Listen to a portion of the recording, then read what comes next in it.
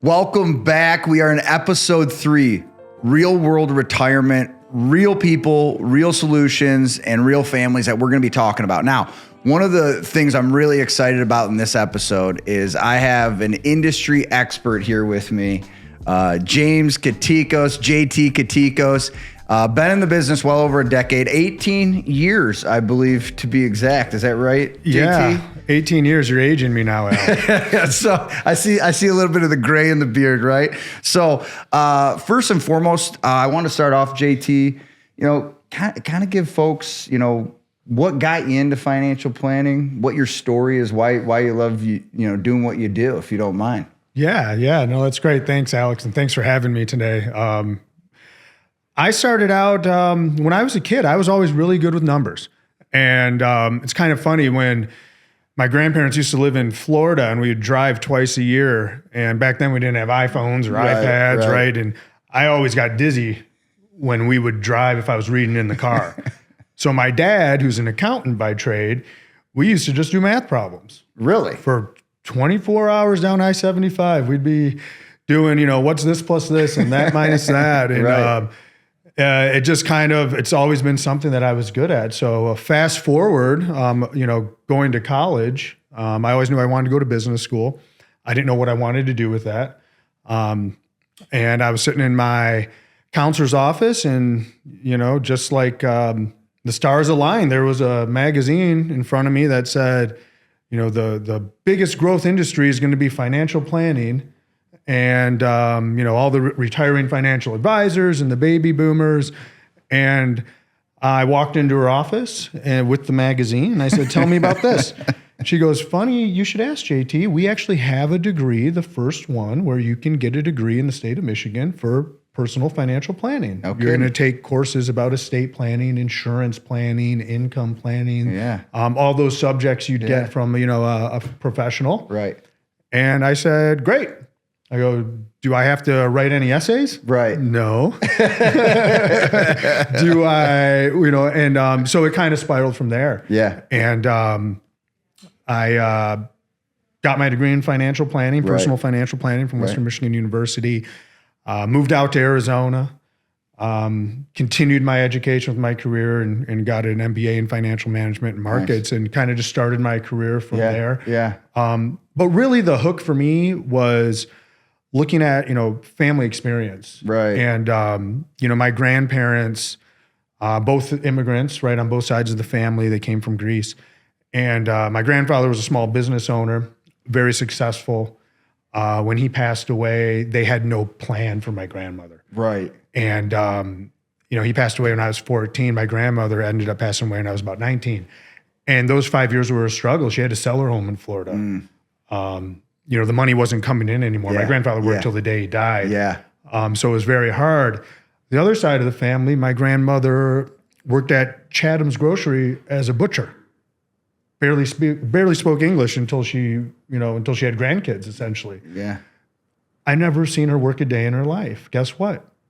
She had a pension. She had an income plan. Big difference where you thought one part of your family was a little wealthier than the other or more taken care of. Yeah. And it turns out, wow, it was the total opposite. Yeah. And that really got me interested in saying, okay, how do I make sure this doesn't happen to my family? How does it make sure this doesn't happen to other people that we care about, right? Or people in the community. Yeah. And that's really why I was like, okay, this works. And the timing was real tight right there. Yeah. When I was going to college, all this stuff was happening with my family. Yeah. It was just kind of fell into it that way by being good with numbers and having that family history of saying, okay, people need help with this. Yeah. I'm good with numbers. Right. Let me get involved in this industry. Right. Well, hey, that's a great story. And it's funny how, so many of the good advisors that I talked to and or have met through the years, there's that personal tie of like a family experience, right? It's like when you talk to a potential client about long-term care, right? Yeah. They don't really think of it until they watch their parents go through it. And it's very similar to that. So today, I know you got some good stuff for me today. The kind of phrase we're going with, the early retirement. And we're going to be dissecting a couple different cases And JT was kind enough to share with me, we're going to have a situation here where we have somebody who had a pension, retires early, and then potentially that situation where you don't have a pension and what that looks like. So I'm going to kind of turn the keys over to you wherever you'd like to start, JT. Let's kind of dive in, kind of give me that case scenario or that case study that you think is the best place to start. And we'll start diving into this early retirement concept. Yeah, early retirement, folks. That's what we all strive for, right? Right. Easier said than done for a lot of folks. But we'll start with the non-pension. Okay. Right. I think that's a little harder. Yeah, that's a little more complicated, right? So case study, long-term client of mine. And the gentleman was just turning 60 years old, married, grown kids, out of college, right? No obligation to them. And his company was getting purchased. Worked there for 15, 20 years, no pension, senior level type executive. Right. And high income, high spender. Right. Which is those usually go hand in hand sometimes once the kids get out of the house. Right. But we he came to me. He goes, JT, company's getting bought. I helped with the sale, right? I'm going to get a lump sum here. It wasn't a life-changing amount of money. I'm 60 years old this year. No one in my family as a male has lived past the age of 76. Do I need to go back to work? And my first answer was, no, just make your wife work, right? Well, that doesn't always work that way. That didn't go over too well. Yeah, she was sitting in the room. We had a big chuckle about it. But no, the real answer was, okay, we need to set up an income plan. Let's take a look at how do we create like a family pension for you? How do we create an income plan? Will it work to fill this gap that you're going to have between age 60 and when we decide to take Social Security? And back then, there was a lot of different ways you could manipulate Social Security. Right. That aren't available now. Right. They've changed the rules. Right. The rules have changed. I think the rules have changed like 4 times in the last 4 years. Yeah, it's incredible. It's really hard to navigate. But that's the great part about being in the industry, right? You have some great tools, great resources, especially here with Foguth, right? Where we can go ahead and do that planning for clients and really get it in depth. Right. So we started there. I think the income plan starts, the Social Security plan, and then behind that's going to be their investment plan. And what we found out was they both could retire. Very nice. If we put together the proper family pension and Social Security plan. And I won't go into the Social Security plan now because those options are not available. Right. But there's some unique things you can do back then to make sure that people had enough money and the spouses had enough money and kind of manipulate that. Uncle Sam wised up. Yes. And correct. They said, hey, we're overpaying a lot of people. Yes. But really the most important thing was, let's take this lump sum of money. Let's fill this gap between Social Security and when you want to retire. Right. What other revenue sources, income sources do we have to put into your income plan? Right. And is it going to be sustainable? Right. And it turns out it was. And it also turned out, and the main thing that was hard for them, I think, was saying, this gentleman for 40 years only invested in the S&P 500, right? I mean, that was his 401k. S&P 500 for 40 years, got lucky with the timing, right? He didn't retire in 2008. Right. So got real lucky with the timing there. Yeah. But what we found was if we just simply reduced risk, put together a family pension income plan that this family could retire, spend a little bit less money, but not alter their lifestyle. And guess what? Not go back to work. Get to enjoy retirement early. Go ahead and spend time with the grandkids and really just enjoy, their life. The golden era. The golden era. Now, one of the things we did discuss was, and you mentioned it earlier with like long-term care and planning, is people are living a lot longer. Correct. And so that was a concern for the spouse. She said, hey, just because his side of the family, nobody lives past 75 or 76, my family lives well into their 90s. And, how is that going to affect me when he's gone? And the answer was, well, our income plan's for both of you until you're 90. Right. And if he kicks the bucket a little early, you doubled your income, right? Right. You know, the money's not going anywhere. The only difference is going to be in your Social Security. So it was really nice to be able to give them that peace of mind to say, you can retire early, you can enjoy your grandkids, right? You can enjoy your family, you can travel. You don't need to worry about going back to work for 2 or 3 years, which is really hard for a lot of folks to know that, you know, especially for people who have long-term careers, to say, okay, this one's over. Now I'm going to start one for 2 or 3 years. It's really hard for a lot of folks to do that, especially who have, you know, been in the same industry for a long time and they just don't see the benefits. So, turning off the income from work, turning on the income from that family pension, like we call it. Is something I know that you know lots about there. Right. And you know, a couple things, like there's a couple things that when I hear you talking about, I want to dive into. So like, you know, when you're saying, and obviously we both know, and just to set a good expectation for folks out there, you know, when we talk about investments or we talk about these specific case scenarios, don't take that as a blanket approach. Oh, I should go do that, right? Like that's one of those things where it's so unique to the person, it's so unique to the situation and the family. That's also why, again, and I'm a broken record, I'll do this till I'm blue in the face. I always want to encourage you out there, if you're listening or watching, again, you know, engage with us. Drop us a line, send us a question, you know, comment, make sure you're liking our social media channels so you can stay in touch with us. But also, if this is you and you're like, hey, these are some of the questions I'm thinking. Example, what rate of return does a family need to average to not run out of money? Now don't confuse that. When I say that, don't confuse that with the concept of, hey, what's our goal? Right. They're two different things. They're two different things. Yeah. What's a minimum? And then, hey, what's our goal? And that should be a conversation we're having the nights. I know we have that conversation all the time with the families we service. Oh, yeah. But, you know, when it gets into the investments, JT, when somebody says, hey, I want to reduce risk. And again, this is why I said you can't give a blanket approach, but maybe just give a little bit of thought process and maybe throw some ideas out there. You know, are there some specific investment products, for example? I know two that come to my mind. And again, you might say, yeah, that's the same concept. But, you know, there's certain annuities. Now, a lot of people have a bad and negative stigma with annuities, but like for me, when I hear somebody say reduce risk, a good bond replacement, I would say, could be like a fixed indexed annuity, right? Now you got to know if it's a good or bad one, because there's good and bad ones out there, or like a dividend play, right? Yeah. Using equities with dividends. Are there some kind of things that you've historically leaned into when somebody says, hey, I'm thinking about reducing risk? Or is it, again, it's very unique to that person? Yeah, well, I'll say there are 4 ways to deal with risk, right? Okay. So the first way we touched on is risk acceptance. Okay. I'm accepting this. I'm willing to you know, be comfortable with my early retirement, knowing that this is out there. Okay. The next way is going to be risk transfer. Okay. Right. I'm transferring this risk to somebody else. Like an insurance company. Like an insurance company. Annuity, think about whatever. like you're going ahead and you're saying, I don't want to take this on. I'm going to put it over here for someone else. And also similar to our relationship when we manage people's money. Yeah, exactly. Transferring the risk. It's a transfer of risk. Yeah. Okay. Yeah. So we have risk acceptance, risk transfer. There's going to be risk avoidance.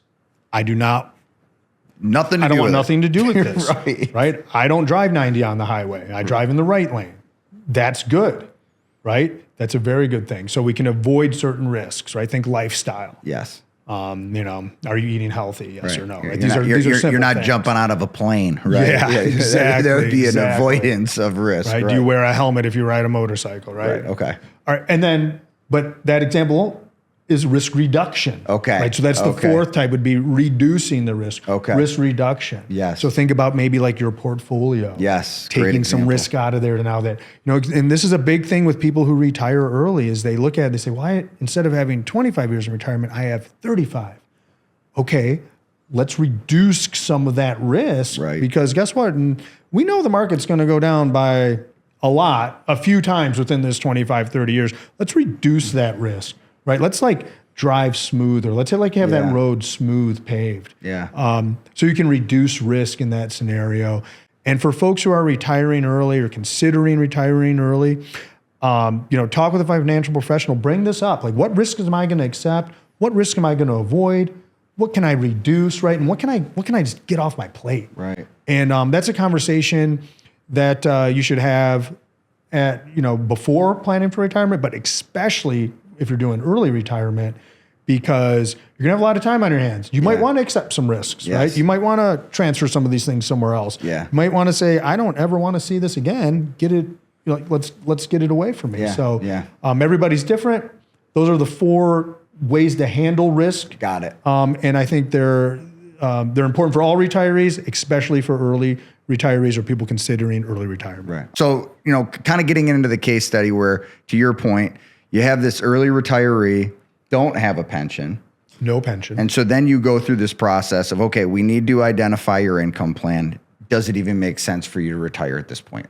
Are you going to run out of money? That's really the question that you're answering for that family. Exactly. And then you're going into, okay, now we're going to start diving into your Social Security, right? Yep. That's a huge plan. Huge part of the plan. How much of a gap do we have to solve? If you're done at 60 and you're taking out 62 Social Security, are you taking your Social Security out at 70, right? To your point, you have to identify, hey, how much pressure are we going to be putting on your personal savings and investments?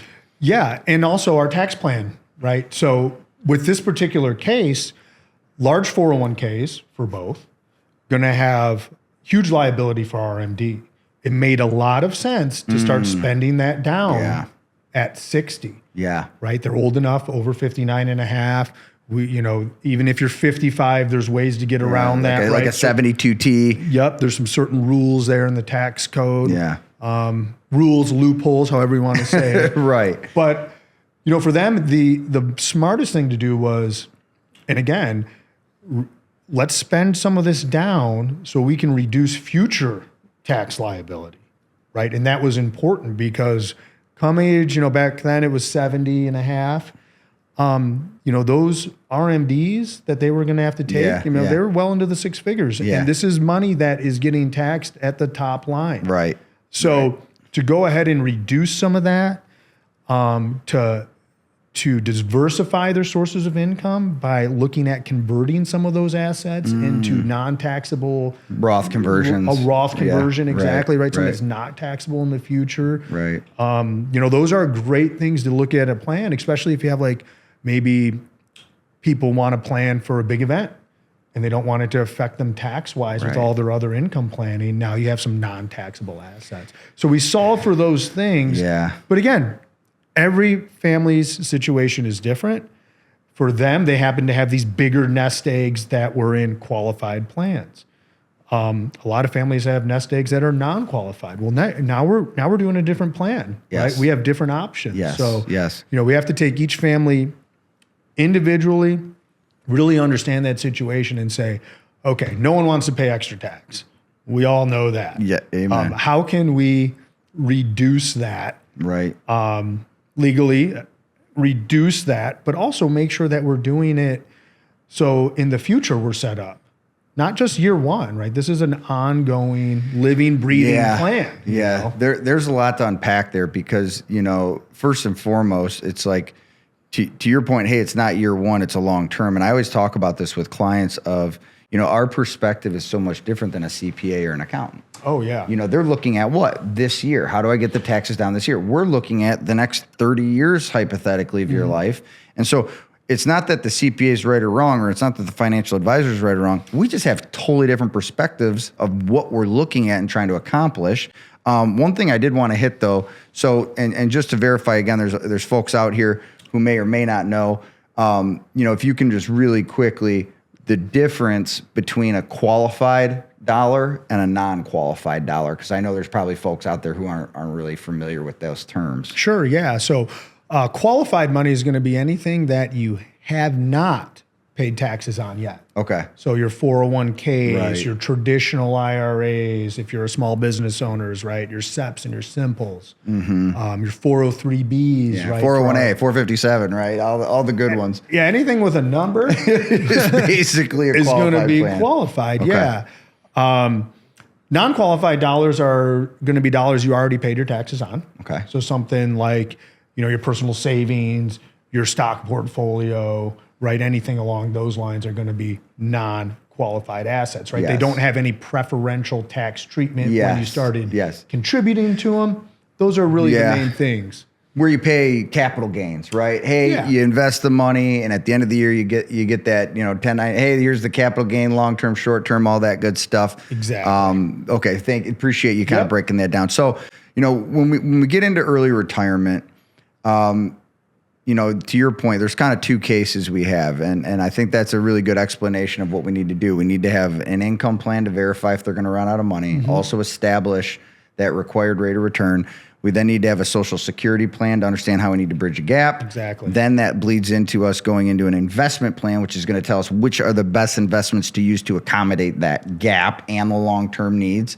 Tax planning, which is a whole other bag of worms, which we could probably do a 2-hour episode on Roth conversions and all that fun stuff. And then lastly, to your point, you're getting into that legacy planning, right? And again, one spouse passed away early, one doesn't. Where does the money go to the kids? And again, that's kind of like what we always call comprehensive planning. Comprehensive. I like to call it longevity planning too. Okay, yeah, right? I like that. Now that people are living longer, right? This longevity of your family, right? Longevity planning turns into legacy planning, right? Some people want to leave some money behind. Right. What's the most efficient way to do that to not put a burden on your family? Yeah, absolutely. And that comes with, and we can talk about, we talk with clients about what's the best way to title your assets, right? That's huge for this legacy planning. Yes. So these are all things that, again, everyone's situation's unique.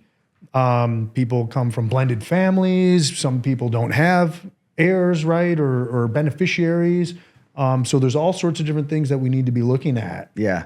Comprehensive planning, like you said. They all need to be talking to each other, right? They do. And going back again, I think I mentioned by trade, my father was a CPA. Yeah. CPA, love them. We need them. The tax code, I mean, we could go all the way to the ceiling if we lined up the papers, right? Right. But they're reactionary. Very few people. Great point. Very few people besides business owners talk to their accountant before December 31st. Right. Very, very, very few. Very good point. So they're going to say, this is what happened. Here's what we need to do now. What we're going to be doing is saying, here's how we're going to make this happen, right? This is what's going to happen. Not this is what happened. This is what's going to happen. Right. Let's plan for that. Love that. And I like to send my clients to their CPA with a nice folder, with a nice little bow on it to say, here, can you file this? Yes. Right? Yes. And we've already answered all their questions. Because we planned for it. It's expected. Proactive planning. There you go. Good. I love it. So let's get into the other case study. We got a family who has a pension. Yeah. Right. So, let's kind of walk through that. Because I mean, especially in, where you grew up, right? I mean, if you want to talk about that a little bit, but, let's get into that pension conversation. Because I know that's one of the most common concerns I get from people is like, do I take this lump sum? Do I take the annuity payout? Right? Yeah. Does it work? What's the taxation? So if you give a little bit of your history, because it's actually a good story, I would say that we should highlight. Yeah. So I grew up here in Southeast Michigan, where we have the big three, as you know. Everybody had a pension, right? Yeah. It was almost like working for the government, right? You had a pension, right? So it's unique for where we grew up to have people have this, maybe retire early at, did their 30 years at Ford or GM or DTE Energy or like any of these big places. Right. And they just walk into making about 70% of their income. Right. And if you wait till you're 65, Social Security usually makes up the rest. You're pretty close, right? You're pretty close. The difference is a lot of these workers, right? People who work in the big three, they probably never had, or a lot of them never had maybe that big lump sum, I made a large amount of money or my company got bought. It was the slow roll. It was a slow, steady roll. Yeah. And guess what? They're accustomed to having a slow, steady income with their gradual increases. So it's unique to where we're from. But growing up, we if you walk down the street, like, oh, that guy works at Ford, that guy works at GM, that guy works at Lexus. How do you know? Well, he's got a Corvette and he's got a Mustang, right? And he's got a Charger. Right. You always knew where everybody worked just by looking in their driveway. Yeah. So with the specific study, how do you walk through that process trying to identify. Obviously, it's really hard when we don't have the fancy charts and tables to show. But walk somebody through.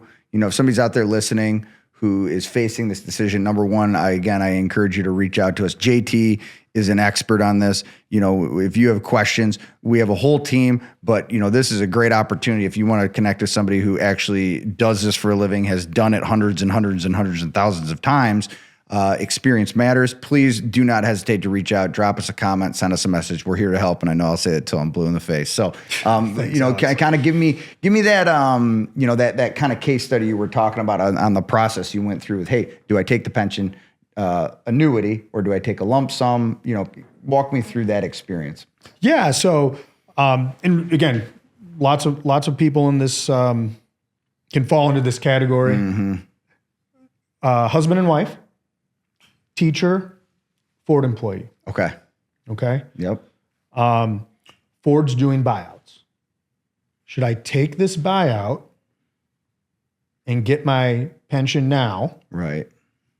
So, or do I stay on and work these next few years? Right. I think it was maybe 3 or 4 years he had to go to get that number. Okay. Mrs. ready to retire. Right. Put in her 35 years teaching. Real simple that you quit. You're just getting paid. I think it's like next month, depending on the municipality. Right. It doesn't really. Those teacher pensions are nice. Yeah. So with this one, their main concern was, okay, one, what am I going to do during retirement? That was a big one for our client, right? Used to getting up and going to work every day. That's kind of like their life. What do you do? What am I going to do? How am I going to spend my time? Yeah. But also, what's the best way for me to get this income? Should I take this lump sum from them and figure out a way to get what I need, my goal per month? Right. Or do I just say, turn it on right now with Ford? Right.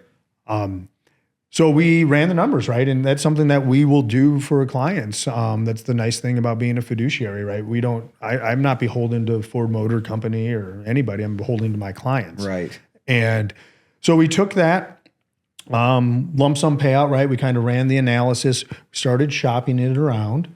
And what we found was we could get the same monthly income with the same spousal benefit for a lot less than what Ford wanted to do it for. No kidding. Yeah. So in this case, we basically had about a $350,000 extra that we didn't need to give into this pension. Right. If we took the lump sum. So what we ended up doing is we took the lump sum, we rolled it over. Yep. We roll it over into like an IRA. Into an IRA, excuse me. Yep. Just rolled it over into an IRA. So we got it out of the corporate plan so we could start having a lot more options. This wasn't a decision that had to be made right away. And I think that's a big thing for people when they quit working. They say, okay, I got to start taking my pension now. Yeah. You don't have to. This was something that we worked on over about 6 months to make sure that we were all comfortable with the plan. Yep. We were fortunate where rates and things were at the time, where they actually increased as we waited. Yeah. So our clients ended up being able to take that lump sum, go ahead and put it into a fixed index annuity, right, to get that income. Right. And we had about $350,000 left over. That $350,000 left over, we set up an income plan to fill that 30% gap before Social Security. There you go. And it was huge because now he's getting the exact same income he had working. Yep. He has a chunk of money still. Right. Right. Right. And he has control over. That he has control over. We also rolled over the 401k. Yep. Right. So now we have that into the income plan, and we were able to provide that income and still have a nest egg. And that's important. Yes. And his wife loved it. Right. This is the greatest plan because all I really wanted to do is make sure we had about the same level of income. Just live the lifestyle they're living. People here in Southeast Michigan, right? House on the lake, house here, a boat classic car. Right. Super happy. Yeah, checked all the boxes. They're all good. the boxes, right? Right. If only the Lions were good back then they'd be, they'd be really happy. Yeah. So, my mind's kind of running just because, I have had a ton of similar experiences with that. And, my mind started running with a couple things right there. Number one, I had a very similar case. I had a client. He was, executive at Pepsi. Okay. So big company. They were going to say, and it's the same concept, just say, yeah, that sounds right. Yeah. He was going to he had a lump sum opportunity and it was about $1.3 million. Okay. Big, good earner, hard worker, worked a long time. So his lump sum was $1.3 million. And if he didn't take the lump sum, he was going to get an annuity, deferred annuity, right? So just so everybody knows, a deferred annuity, your Social Security, deferred annuity, a pension, deferred annuity. So you just got to understand when we say deferred annuity, we're really talking about a pension. We call it a family pension when we privatize it. Right. And so 1.3 was the lump sum. If he took the annuity payout or the deferred annuity, it was $6,100 a month. Okay. So I reach out to as an independent fiduciary, as JT was referring to earlier, being a fiduciary, we're independent fiduciaries. What does that mean? We can work with basically any company in the country. I'm not captive to only one company. And so now we can kind of pick and choose, hey, who's got the best rates? Who's got the best products to solve this problem, right? They're personal financial shopper. There you go. Damn, I love it. And so I basically put it out to my 3 or 4 best who I knew did the family pension deferred annuity. Got a number back. I said, hey, and the question I asked them all, how much would it take to get this individual $6,100 a month net, right? And they come back and they said, hey, $770,000. Wow. So that was phenomenal news to go talk to my client. And it was basically just because of interest rates, right? Like interest rates have a big impact on that. Obviously the market and all this good stuff. But these fixed index annuities pertaining to deferred annuitization have come a long way over the years. And I took 770, put it into that, boom, that checks the box for the $6,100 a month. Got it. And then the total lump sum was 1.3. I mean, we still had, again, give or take $500,000 that we were able to roll over into the IRA. We're doing the Roth conversions. We're doing all the fancy planning. And I mean, they were thrilled. It worked out phenomenal. I'd be thrilled. Amen. But, that's a good example. And that's exactly what you're talking about. Oh, yeah. We took this number, solved the income number, and then we still had some left over to do these other things, bridge the gap, et cetera. Bridge the gap. And that's the most important thing about trying, when we have cases where we can help families retire early. We just need to bridge that income gap, right? We need to put the right things in place at the right time. Yes. Given the environment that we're in. Yeah. To make sure that happens. Yeah.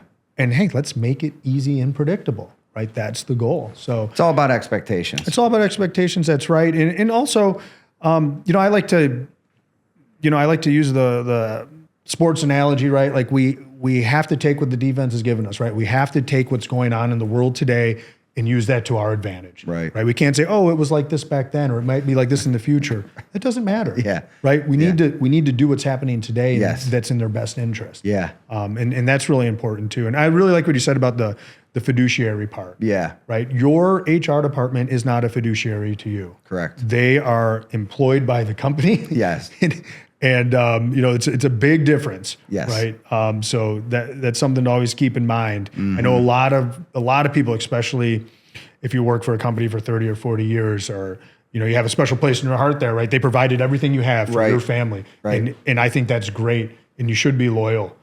But they're not loyal to you with your retirement accounts. Right. That's something different. And you don't really even know you don't know if, and again, you could know maybe, but you don't know if they've been in that department for a day or 10 years.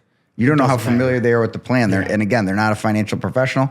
They're doing their best and they're trying to help you, but they're not a fiduciary. They're not a fiduciary, right? They could, and truth be told, they could probably care less if you take their pension or if you come and find a better way to do it. Correct. Because as soon as you're not getting a paycheck, you are now an expense. That I say this to people all the time. It costs money for them to have you on that. Right. So you are an expense. Yes. You are no longer a producing employee, if you will. Right. So let's go and make sure we're working with people who have our best interests in mind. Amen. And that makes me think of one other thing that I know you and I have talked about before, but the concept of risk. pertaining to taking a pension or not taking a pension pertaining to the annuity piece, right? And basically saying, hey, if I take this lump sum, it's kind of like the earlier part. I'm transferring the risk to me now. Right. And now I'm taking the risk with that 1.3. But then also, if you leave it there, you're taking the risk. Hey, is this pension sound? Right. Is it sound? Is it properly capitalized? Right. For all of our listeners out there, any new companies you know of that are offering pensions for their employees? No, I haven't heard of one in a long time. And no, but that's true. It's true. It's true. There's a 100%. reason why they're going away. It's a huge expense for big firms. Yeah. So let's go ahead and take that, avoid the risk of having it with the company who, again, we're not sure about the solvency in the future. Nobody knows. Transfer that risk to us, and then let's just go ahead and transfer that right back to somebody else. Correct. Who may have a better ability. Who fits our family's plan. And again, to your point, I'm just going to say this. It's like, it may be in your best interest to take an annuity through a pension plan. Absolutely. It may not. But to your point, let's dive into this. Let's make sure it connects with every other piece of planning we have in place to allow us to make educated and informed decisions. Exactly. And there are tons and tons and tons of people who the right decision is to let's just keep that pension. Let me take that pension.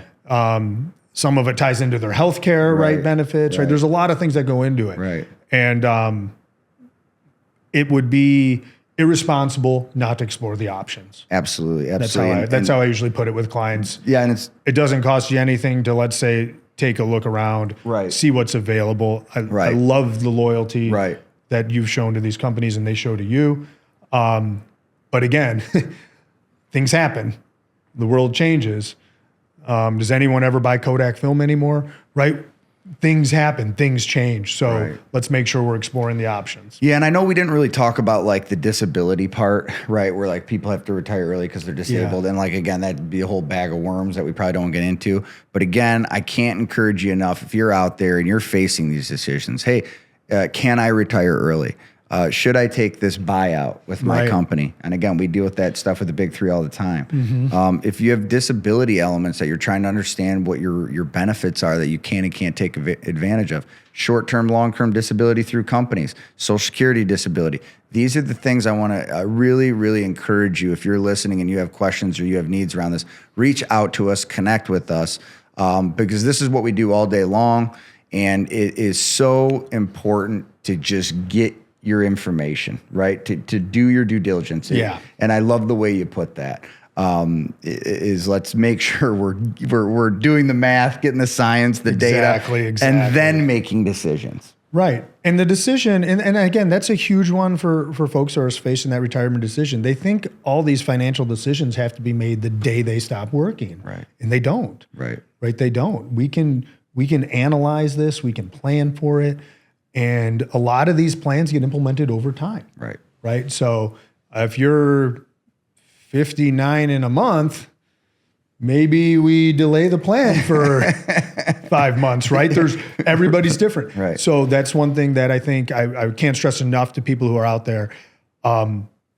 It's not like has to be done right today. Like this is something we can work on, we can analyze, and we can grow with you throughout this early retirement. That's a great way to put it. I appreciate that. Any kind of, I appreciate you sharing all this. This is good stuff. And again, there's so many people out there who are dealing with this in the baby boomer, kind of spectrum. Any, tips, little nuggets you would like to drop just randomly about that early retirement, maybe something to say, hey, make sure you're thinking of this. Any kind of closing last things you can think of that would be important for somebody to think of? Lifestyle. Right. Lifestyle. I think especially after, COVID and everything, right. And people staying home, a lot of people's idea of what their ideal lifestyle is has changed. Yeah. So this isn't just a math equation. This is an emotional decision. Right. This is something where, look at what you want your lifestyle to be in retirement in the future. And if we can speed that up for you, then maybe that's a good thing. Right. We want to give. It's really important. And for me, especially, like my goal in life is to retire when I'm 55. We'll see if it happens. I got 3 little kids, right? It's for some reason things keep getting more expensive, but that's the lifestyle that I want, right? When I have it, and so I always say that to folks, and make sure when you're planning for retirement, not only have a financial plan, have that lifestyle plan. How are you going to be spending your time? What are you going to be doing? Right? Just that's something that's so important, because there's a lot of people who I've helped over the years who were ready to retire, but they weren't ready to be retired. And I think that's, now all of a sudden, and I think I've heard this quoted a few times, in publications, but now that 100% of your time is free time, what are you doing with it? Right. So that's something that, I can't solve that problem for you. That's something you have to talk to your loved ones about, right? Husband, wife, kids, and get a game plan for that too. Yeah. Because we'll do the money part. I wouldn't say it's the easy part, but it's the mathematical equation part. It's the part everybody focuses on. Right. It's their part of like, hey, there's kind of three components I always talk about with clients. It's like, there's the financial part. We're going to talk about that. Yep. And that's our job to figure that out and be honest with you and educate you and lay out those options. Exactly. But the other two parts are the parts that get neglected, and that's that emotional and that psychological process people go through in retirement. I saw a statistic, and I'm gonna butcher it, so don't quote me, but it was something along the lines of like the average CEO retires and dies within 5 years. It's terrible. Because they don't have all those people wanting them. They don't have all their day isn't regimented. Exactly. Right? And all of a sudden you lose value and you lose self-worth. And there's an actual true documented, again, emotional and physical piece that puts on you through that psychological process. So just a great tip. I appreciate JT again. Thank you for joining us. Yeah, thanks for having me. This was awesome. The early retirement, man. It's a real thing. Don't be afraid of it, folks out there. Come talk to some financial professionals and see if it's a reality for you. Yes, amen. So thank you for joining us. Make sure you keep tuning in. Make sure you're following us, Foguth Financial Group, and we'll keep bringing you this great information. And do not hesitate to drop us a comment, send us a message. Again, I will encourage it over and over again. We're here to help you out, and you guys have a wonderful day, and we'll see you in the next episode.